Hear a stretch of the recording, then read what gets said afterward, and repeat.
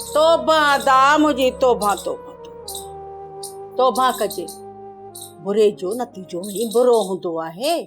जको माण्हू पोखींदो न उहो ई लुणींदो वरी छा थियो भाई तुंहिंजे वात मां बि कॾहिं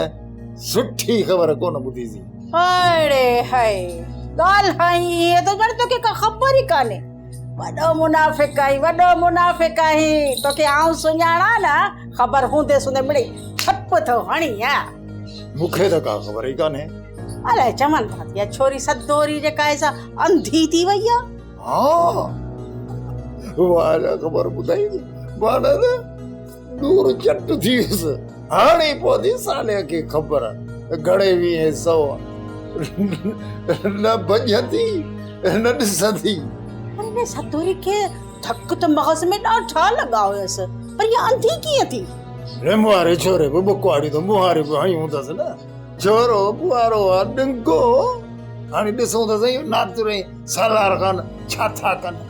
छोरी वॾी 13 ताली आहे वॾी नमूने बाज़ अथई आहे पीउ चई भाउ जे अखियुनि में धूड़ विझी चए मूंखे गुल्लू वाह कयो आहे नादिर मूंखे बचायो ऐं हाणे वरी नमूनड़ी जा नमूना ॾिस चए थी नादिर मुंहिंजो मुड़ुस आहे अञा किथे अञा त ॻाल्हि पई आहे पर अञा लाइ तूं छा छा ॿुधंदी वॾा वॾा राग ॿुधंदी ने छोरीअ बाबा घणनि जा खीर खारिया नतीजा त मिलंदसि न तोखे ख़बर कान्हे छा त ॿिन्ही भाइरनि खे वेड़ाए कयईं ढांगो उन मर्याद लाइक़ जो त नसुल ई कयईं चट धूड़ वञी पाए सदोरी असां छो कंहिंजे विच में पऊं कंहिंजे लाइ ॻाल्हायूं मूंखे इहो ॿुधाए हितां लाहौर केतिरो परे आहे जो तूं बि लाहौर भेटण वेंदी छा हा वेंदुसि छो न वेंदुसि तूं त पीरनि जो पिटियल आहीं उहे कोन वञी आउं त वञा थी पंहिंजे बशूअ खे वठी अचां अलाए छोरे हुते मानी खाधी अलाए कान खाधी मानी टुकर खाई पोइ भले वञे हाणे ई भले वञे अब वञी लाहौर तो ॻोल्हे चीज़ न वठी चीज़ भाड़ो न हुजे त भाड़ो ॾियां न हिते हूंदो लाहौर ते वरी लाहौर त वञी मानी त पचायां छोरे खे ॾियां थी मानी हा माथी जीने मुंहिंजी ज़ाल सॼो ॾींहुं कणक जे गॾा कुटराए माल जो गाह पटो करे अहिड़नि माण्हुनि जे ॻाल्हियुनि ते तूं कन ई न ॾे अलाह ते रखी छॾ अलाह वॾो कारसाज़ आहे पर पुट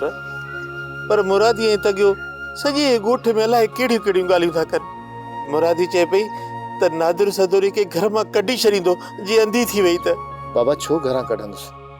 सदोरी नादर जी ज़ाल आहे तूं अलाह ते रख रब रहम कंदो सोप सीरियल सिंध ॼाई